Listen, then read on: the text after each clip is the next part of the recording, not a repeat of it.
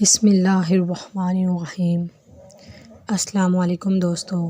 نبی کریم صلی اللہ علیہ وآلہ وسلم کی عمر 8 سال 8 ماہ تھی جب آپ کے دادا حضرت عبدالمطلب کا انتقال ہوا۔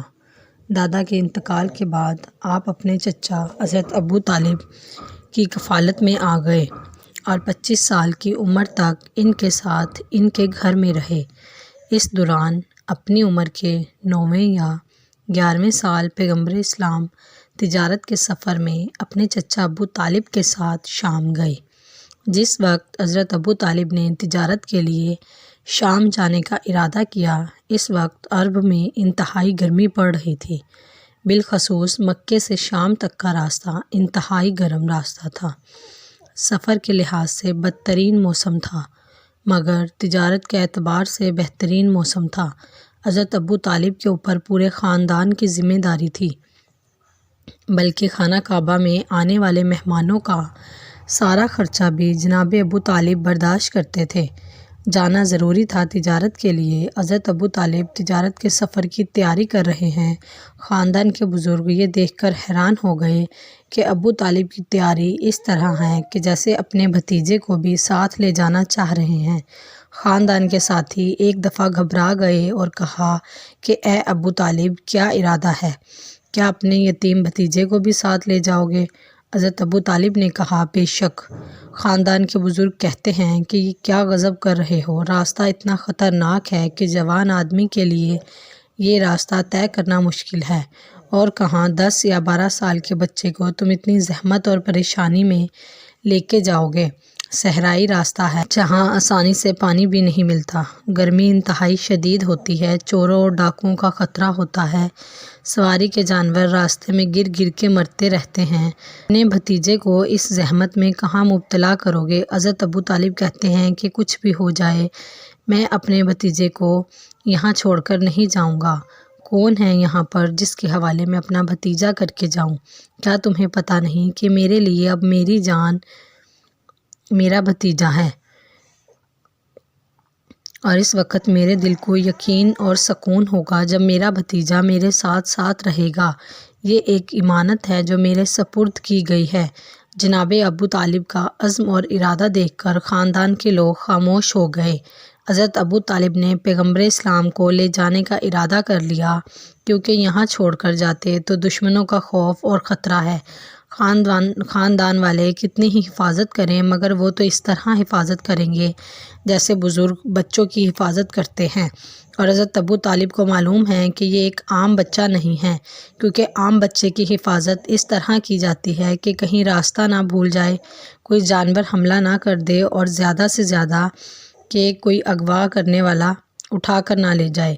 مگر اس طرح تو حفاظت نہیں ہو سکتی کہ یہودی، عیسائی، کاہن، دشمن، ان سب سے بچے کو بچانا ہے۔ اس طرح بچے کی حفاظت کون کرے گا؟ حضرت ابو طالب ایک طرف تو ارادہ کر رہے ہیں کہ میں اپنے بھتیجے کو لے کے جاؤں گا، کیونکہ اس کے علاوہ حفاظت کا اور کوئی راستہ نہیں ہے۔ دوسری جانب یہ بھی دل میں خیال ہے کہ یہ راستہ کتنا تکلیف دہ راستہ ہے، میں اپنے یتیم بھتیجے کو اس زحمت میں کیسے ڈالوں؟ مگر اور کوئی حل نظر نہیں آ رہا۔ اپنی جتنی مرضی حد تک احتیاط کی اور اونٹ پر سواری کے لیے ایک انتہائی آرام دہ محمل بنایا، قافلہ تیار ہو کے مکے سے نکلا۔ حضرت ابو طالب کا دل دھڑک رہا ہے کہ تھوڑی دور کے بعد صحرائی علاقہ شروع ہو جائے گا۔ انتہائی بنجر اور ویران پہاڑیاں ہیں، دھوپ کی شدت سے اس طرح تپتی ہیں کہ جیسے آگ میں ڈال کے نکالا گیا ہو۔ اگر میرا بھتیجا کسی پریشانی میں مبتلا ہو گیا تو ایسا نہ ہو کہ میں مجرم قرار پاؤں۔ لیکن تھوڑی دور یہ قافلہ گیا تھا کہ حضرت ابو طالب کی پریشانی حیرت میں بدلنے لگی کہ یہ آج کیا واقعات پیش آ رہے ہیں۔ چاروں طرف انتہائی شدید گرمی ہے، لو کے جھکڑ چل رہے ہیں، مگر میرے بھتیجے کے سر پہ بادلوں کا ایک ٹکڑا اس انداز سے آ کے سایہ کر رہا ہے کہ اس کی رحمت کے سائے میں سارا قافلہ آ چکا ہے۔ اس کو یہ سہولت بھی مل رہی ہے تو اکیلے رسول اس کا حصہ نہیں لے رہے، سارے ساتھیوں کو شریک کر رہے ہیں۔ بادلوں کا ٹکڑا پورے قافلے کے سر پہ سایہ کر رہا ہے، اور سایہ بھی ایسا کہ انتہائی ٹھنڈی ٹھنڈی ہوا اس طرح چل رہی ہے کہ جیسے سر کے اوپر برف کا ٹکڑا چلا جا رہا ہے۔ گرم موسم، جلتی ہوئی لو اور تیز اور تپتی ہوئی دھوپ میں اگر کسی کو ایسا مقام مل جائے تو اس سے پوچھیے کہ کتنا لطف و مزہ آتا ہے۔ سارا قافلہ حیران ہے، البتہ قافلہ یہ سمجھ نہیں پا رہا کہ اس کا سبب کون ہے۔ ابو طالب کو پتہ ہے کہ اس کا سبب کون ہے۔ اب اطمینان ہوا کہ دل میں جو خیال آیا تھا وہ کتنا غلط تھا۔ میں یہ سمجھ رہا تھا کہ بچے کی حفاظت مجھے کرنا ہے، یہ تو ذہن سے نکل ہی گیا کہ خدا کا نمائندہ ہے، اس کی حفاظت پروردگار عالم کرے گا۔ اگر یہ کسی قافلے میں بھی جائے تو قافلے والوں کا احسان اس پر نہیں ہوگا، بلکہ اس کی وجہ سے سارے قافلے والوں کو رحمتیں ملیں گی۔ اب یہ قافلہ چلا اور معجزات کے ساتھ چلا۔ آج تک یہ ہوتا آیا تھا کہ کوئی قافلہ ایسا نہیں جو اتنی سواریاں لے کے جائے وہ خیریت کے ساتھ پہنچ جائے، کیونکہ راستے کے سفر میں کہیں اونٹ پیاس اور لو کی وجہ سے دم توڑ دیتے ہیں، اگرچہ صحرا کا جانور ہے مگر کہاں تک زحمت برداشت کرے گا، کہیں گھوڑے ہمت ہار جاتے ہیں، مگر یہ واحد قافلہ ہے کہ اس انداز سے چلتے چلتے سواری کا کوئی جانور تھکتا تو اس سے پہلے کہ اس کی تھکن بڑھتی میرا بھتیجا اپنی سواری کے جانور سے اترتا ہے، تھکے ہوئے اونٹ پہ ہاتھ رکھ اور یہ جانور تازہ دم ہو کر ایک دفعہ پھر سے اس قافلے میں اس طرح شامل ہو جاتا ہے کہ جیسے ابھی ابھی طویل آرام کے بعد انہیں ان کے اسطبل سے نکال کے لایا گیا ہے۔ اور فقط یہی نہیں بلکہ راستے میں جتنے قافلے دائیں بائیں چل رہے ہیں سب کو پانی کا مسئلہ ہے، اور ایسا مسئلہ کہ چھوٹی سی ایک مشک خریدنے کے لیے سونے کی ایک اشرفی دینا پڑ رہی ہے، مگر ہمیں پانی کا مسئلہ ہی کہیں نہیں ہوا۔ جہاں ہم جاتے ہیں شام کے وقت آرام کرنے کی یا دوپہر کے وقت کچھ دیر سانس لینے کی ضرورت پڑتی ہے۔ انتہائی بنجر علاقہ ہے، مگر جہاں یہ قافلہ اترتا ہے خود بخود سبزہ نمودار ہو جاتا ہے، ہرے بھرے درخت نظر آنے لگتے ہیں، چھوٹا سا باغ بن جاتا ہے، ٹھنڈی ہوا کے درمیان باغ میں بیٹھتے ہیں اور ساری تھکن اتر جاتی ہے۔ یہ قافلہ چل رہا ہے، ابو طالب یہ معجزات دیکھ رہے ہیں اور حیران ہیں، ان کا اطمینان بڑھتا جا رہا ہے کہ میں نے بالکل صحیح فیصلہ کیا تھا۔ نہ صرف یہ کہ میرا بھتیجا میرے سامنے ہے بلکہ اس کی برکت سے ہماری پریشانیاں دور ہوتی جا رہی ہیں، یہاں تک کہ چلتے چلتے عرب کا علاقہ ختم ہوا اور شام کا علاقہ شروع ہوا۔ سرحد پہ ایک شہر تھا جس کا نام اسرا تھا۔ جب وہاں قافلہ پہنچا تو دوپہر کا وقت تھا، تھوڑی دیر آرام کرنا چاہا، ایک بالکل سوکھا ہوا درخت تھا، قافلہ اس کے قریب گیا، پیغمبر اسلام سواری کے جانور سے اترے، اس درخت سے ٹیک لگا کے بیٹھ گئے، درخت سرسبز و شاداب ہو گیا۔ یہ معجزہ تو پہلے بھی راستے میں سب نے دیکھا تھا، مگر یہاں ایک اور عجیب بات کا مشاہدہ کیا، فقط سرسبز و شاداب ہی نہیں ہوا بلکہ اس کے اندر پھل 3 قسم کے پھل لگے، ایک پھل موسم گرما کا اور 2 پھل موسم سرما کے۔ ایک ہی درخت پہ یک وقت میں 3 الگ الگ قسم کے پھل لگے ہیں۔ سارا قافلہ یہ منظر دیکھ رہا ہے۔ چونکہ جب قافلہ اترتا ہے تو افراتفری کا عالم ہوتا ہے، کوئی سواری سے اتر رہا ہوتا ہے، کوئی ادھر کو جا رہا ہوتا ہے، کوئی ادھر کو جا رہا۔ تو اس صورتحال میں کسی کو یہ اندازہ نہ ہوا کہ یہ تبدیلی کس کی وجہ سے رونما ہوئی ہے، فقط حضرت ابو طالب جانتے ہیں۔ اور ساتھ ساتھ ایک عجیب بات یہ بھی کہ اس سوکھے ہوئے درخت کے قریب ایک چھوٹا سا گھڑا تھا، مگر ایسا گھڑا کہ لگ رہا تھا کہ کبھی اس گھڑے میں پانی ہوگا، لیکن ایسا اندازہ بھی ہو رہا تھا کہ اسے سوکھے ہوئے بہت عرصہ ہو گیا ہے۔ ادھر درخت سرسبز ہوا اور ادھر اس گھڑے میں پانی جاری ہو گیا اور بہنے لگا۔ اس کے قریب ہی ایک عبادت گاہ بنی ہوئی تھی جو کہ بحیرہ نام کے ایک شخص کی تھی۔ اس کے قریب ایک ہی عبادت گاہ تھی جو بحیرہ نام کے ایک راہب کی تھی۔ یہ راہب تمام عیسائیوں میں مانا ہوا راہب تھا، انتہائی مقدس، پرہیزگار اور انتہائی عبادت گزار۔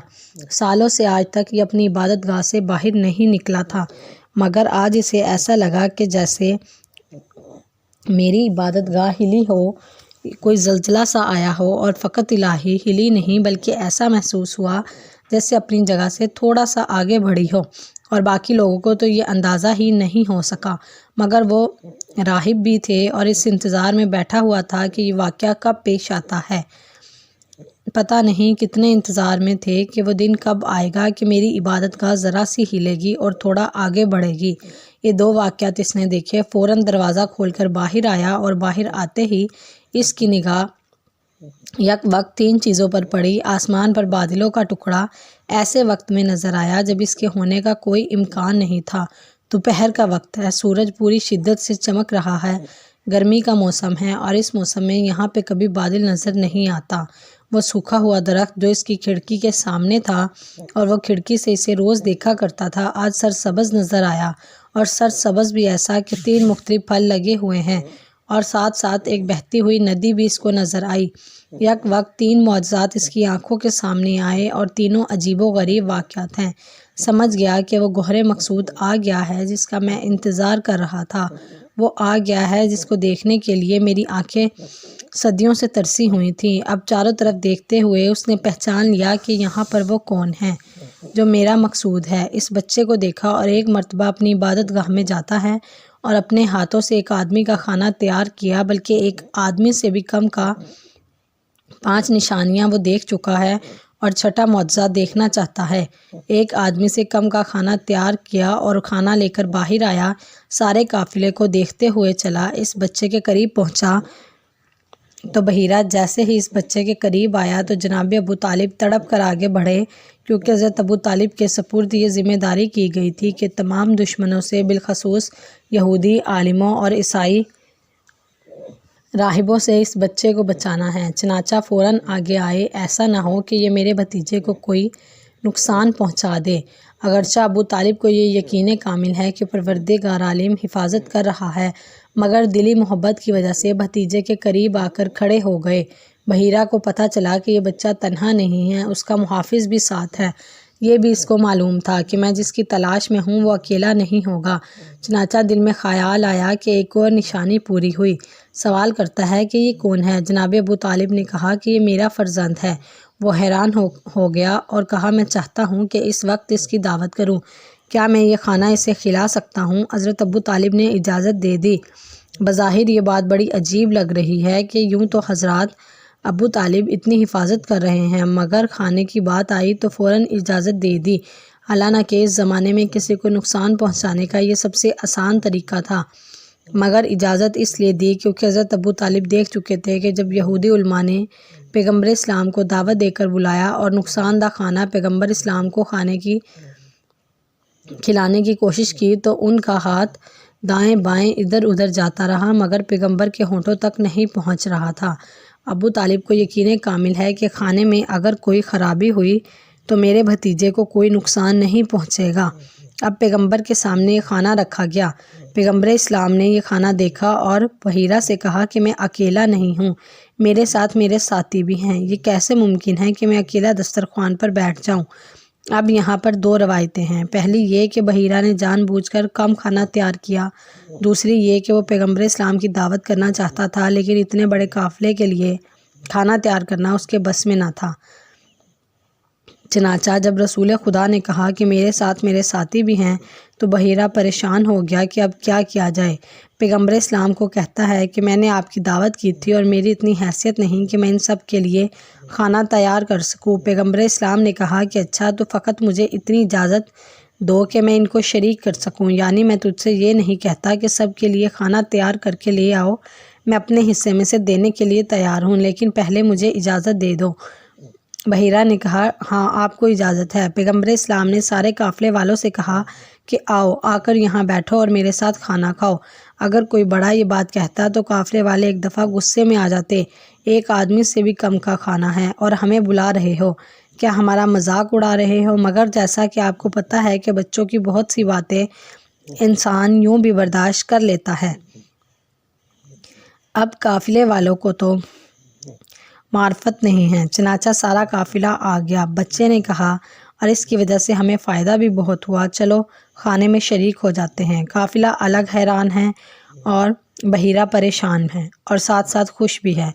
جب یہ منظر دیکھا کہ 170 آدمی یہ کہہ کر کھڑے ہو گئے کہ آج کھانا کھایا ہے، مگر کھانا اتنا کھایا ہے کہ پیٹ بھر گیا ہے، اس حالت میں واقع ہے کہ جیسے اتنے کا اتنا ہی پڑا ہے۔ بحیرہ نے جب یہ منظر دیکھا تو اسے یقین ہو گیا کہ میں صحیح منزل پہ پہنچ گیا ہوں۔ ہاتھ میں پنکھا لے کر اپنی عبادت گاہ سے باہر آیا، پیغمبر اسلام کے پیچھے کھڑے ہو کر پنکھے کو ہلا رہا ہے۔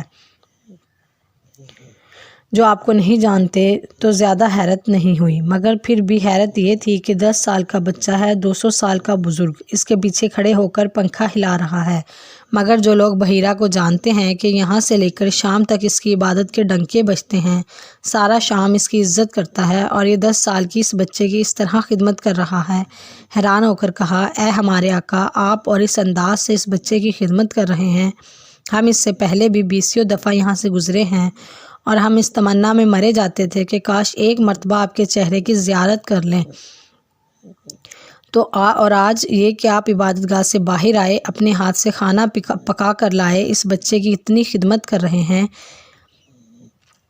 اس کا کہنا کہ تمہیں کیا پتا کہ میں نے اپنی آنکھوں سے کیا منظر دیکھا ہے، میں نے اپنی عبادت گاہ کی حرکت کو بھی دیکھا، میں نے آسمان کے بادل کو بھی دیکھا، ساتھ ساتھ میں نے یہ بھی دیکھا کہ جب یہ بچہ اس مقام پر بیٹھا تھا تو آسمان سے کچھ لوگ اتر کے آ رہے تھے جن کے ہاتھ میں یاقوت و زبردست کے پنکھے تھے، وہ اس بچے کو پنکھا جھل رہے تھے۔ میں نے چاہا کہ میں بھی اس عبادت میں شریک ہو جاؤں۔ بحیرہ راہب کے ماننے والے عیسائی سے پوچھتے ہیں کہ یہ بچہ کون ہے؟ کہا کہ میں کب سے اس کا انتظار کر رہا تھا، کیونکہ انبیاء کے صحیفوں میں لکھا ہے کہ جب کوئی بچہ اس درخت کے نیچے آ کے بیٹھے اور یہ درخت سرسبز و شاداب ہو جائے، اس طرح سے کہ اس میں 2 موسموں کے پھل ایک وقت میں لگ جائیں، اور جب اس ندی میں پانی جاری ہو جائے تو لوگ پوچھتے ہیں کہ یہ ندی کون سی ہے، تو پروردگار عالم نے بنی اسرائیل کے لیے صحرا میں ندی کو جاری کیا تھا، مگر جب حضرت شامون نبی نے بد دعا کی اور کہا کہ پانی کی یہ نعمت تم سے واپس لی جاتی ہے، اب یہ پانی اس دن تک سوکھا رہے گا جب تک اللہ کا آخری نبی اس کے قریب آ کر نہیں بیٹھے گا۔ جب یہ درخت سرسبز ہو جائے اور اس ندی میں پانی جاری ہو جائے تو وہ اللہ کا آخری نبی ہوگا، وہ تمام انبیاء کا سردار ہوگا، جو اس کا کلمہ پڑھ لے دنیا اور آخرت دونوں میں اس کو نجات ملے گی۔ اپنے ساتھیوں سے گفتگو کرنے کے بعد بحیرہ حضرت ابو طالب کی طرف آیا اور کہا کہ پھر بتائیے یہ کون ہے؟ جواب دیا، میرا بیٹا ہے۔ بحیرہ کہتا ہے، ہرگز نہیں، یہ آپ کا بیٹا نہیں ہو سکتا، اس لیے کہ جو نشانیاں وہ کچھ بتا رہی ہیں۔ جناب ابو طالب نے کہا کہ ہاں، یہ میرا سگا بیٹا نہیں ہے، مگر میرے سگے بھائی کا بیٹا ہے، یعنی میرا بھتیجا ہے۔ وہ حیران ہو کر کہتا ہے کہ اس کے والد کہاں ہیں؟ جواب دیا کہ جب یہ بچہ 6 سال کا تھا تو ماں کا انتقال ہو گیا تھا۔ بحیرہ کہتا ہے کہ اے ابو طالب، خدا کی قسم، اگر آپ کو صحیح معنوں میں معلوم ہو جاتا کہ یہ بچہ کون ہے تو آپ کبھی اس کو گھر سے باہر نہ نکالتے۔ کیا آپ کو پتہ نہیں کہ یہ وہ نبی ہے؟ اس کی نبوت میں اتنے لوگ آئیں گے کہ 1,24,000 انبیاء میں سے کسی کی نبوت کو اتنے لوگوں نے کبھی نہیں مانا۔ کیا آپ کو نہیں پتہ کہ اس کی نبوت پر قیامت آنے والی ہے؟ کیا آپ کو نہیں معلوم کہ اس کا کلمہ ساری کائنات میں پڑھا جانے والا ہے؟ ابو طالب کہتے ہیں کہ مگر اس بچے کو گھر میں بٹھانے کا کیا تعلق؟ کہا کہ ساری دنیا کے یہودی اور عیسائی اس بچے کی تلاش میں ہیں، اگر وہ اسے پالیں تو ایک لمحے کے لیے زندہ نہ رہنے دیں۔ میں آپ کو پھر نصیحت کرتا ہوں کہ آپ اس بچے کو گھر واپس بھجوا دیجیے، اور خبردار اس کو باہر نہ نکالیے جب تک کہ آپ یہاں پر ہیں۔ بعض تاریخوں میں ملتا ہے کہ حضرت ابو طالب نے پیغمبر اسلام کو واپس بھجوا دیا، اور بعد میں ہے کہ اگر راستے کے معجزات نہ دیکھے ہوتے تو شاید ابو طالب بھی پریشان ہو جاتے، لیکن اتنے معجزات کو دیکھ کر ابو طالب کے دل میں اطمینان ہے کہ اس بچے کو کوئی نقصان نہیں پہنچا سکتا۔ وہ بحیرہ کا شکریہ ادا کر کے چلے۔ یہ تو شام کے راستے میں پہلا شہر تھا۔ آگے بڑھے، یہاں تک کہ شام کے دارالخلافہ میں داخل ہوئے۔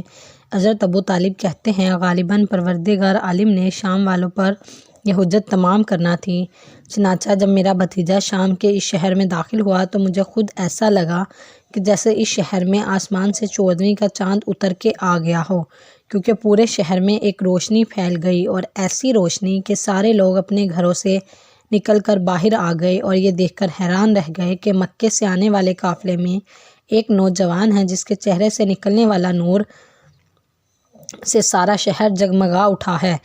یہ بڑا شہر ہے۔ ساری دنیا کے قافلے آتے ہیں مگر ہر قافلے کو مسئلہ ہوتا ہے خریدار کو بلانا، لیکن یہاں الٹا معاملہ ہو گیا ہے۔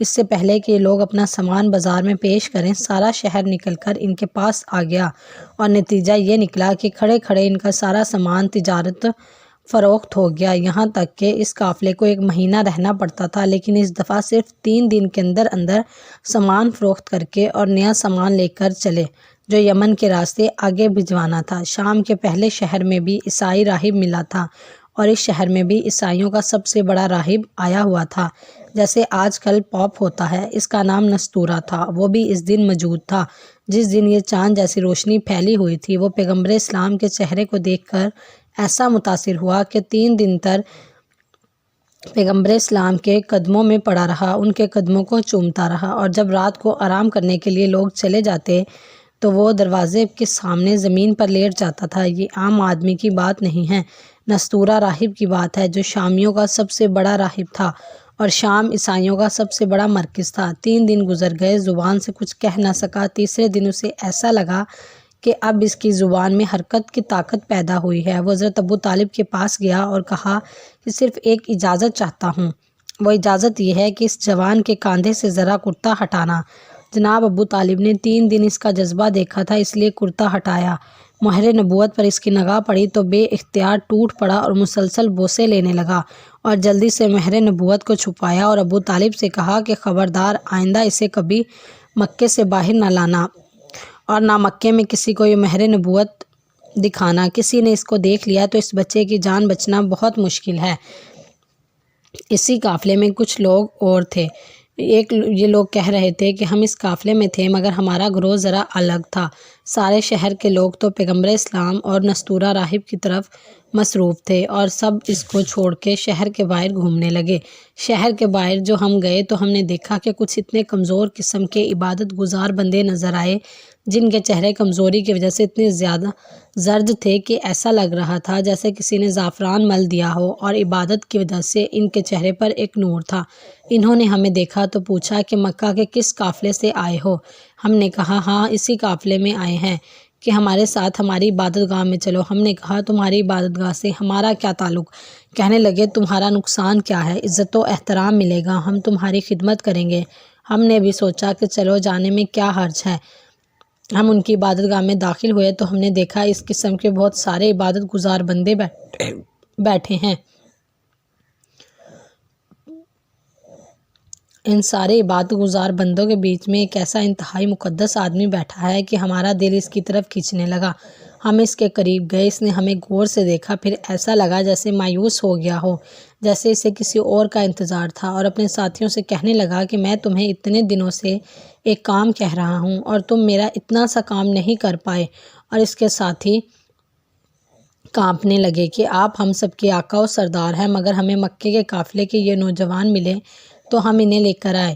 اس نے ہمیں دیکھا کہ کہا مکے سے آئے ہو؟ ہم نے کہا ہاں۔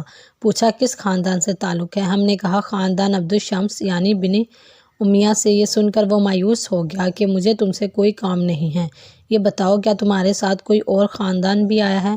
خاندان بنو ہاشم سے کوئی آیا ہے؟ انہوں نے کہا ہاں آئے ہیں۔ اس میں کوئی بچہ بھی ہے؟ ہم نے کہا ایک بچہ ہے، مگر اس کا کیا تذکرہ کرنا، ہمیں تو اس کا نام بھی نہیں پتہ، اس کو ہم یتیم عبد المطلب کہتے ہیں۔ بس اتنا سننا تھا کہ وہ انتہائی بزرگ عیسائی راہب اپنے رانوں پر ہاتھ مار کر اچھل پڑا، کتاب کو بند کیا۔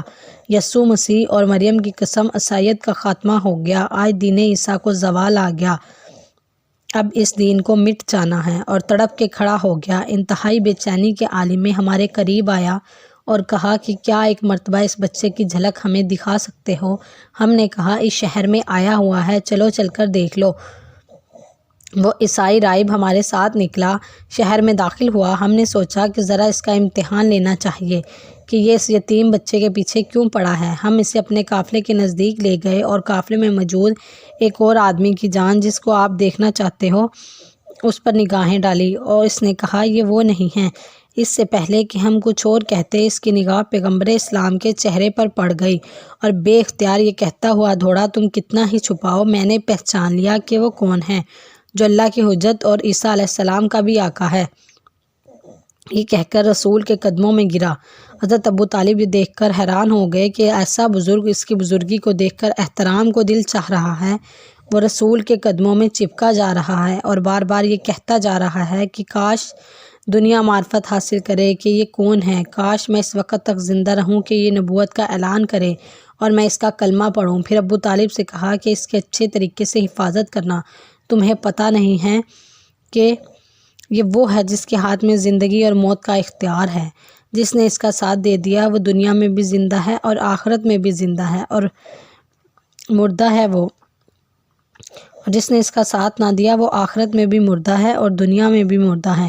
حضرت ابو طالب کہتے ہیں کہ مسلسل واقعات پیش آ رہے تھے اور آپ نے اپنی نگاہوں سے معجزات دیکھے اور اسے ایسے بزرگوں کا اظہار و محبت عقیدت دیکھا، اس لیے اب میرے دل میں بھی ایک خوف پیدا ہونے لگا، اور 3 دن کے بعد ہم لوگ تیزی سے مکہ کی جانب چلے، مکہ میں داخل ہوئے۔ ابھی مکہ میں داخل بھی نہیں ہوئے تھے کہ ہمارے ساتھی دوڑ کر ہم سے پہلے پہنچ گئے۔ سارا مکہ پیغمبر اسلام کے قافلے کے استقبال کے لیے کھڑا ہو گیا، اگر نہیں آیا تو ابو جہل اور اس کا خاندان۔ بنو امیہ کے کچھ افراد پیغمبر اسلام کا یہ شام کا سفر بہت انتہا اہم سفر تھا، جس کی وجہ سے پیغمبر اسلام گویا دشمنوں کے درمیان گئے۔ وہاں پر جو یہ مقدس راہب تھے ان کی وجہ سے پیغمبر اسلام کے کچھ ماننے والے بھی پیدا ہوئے۔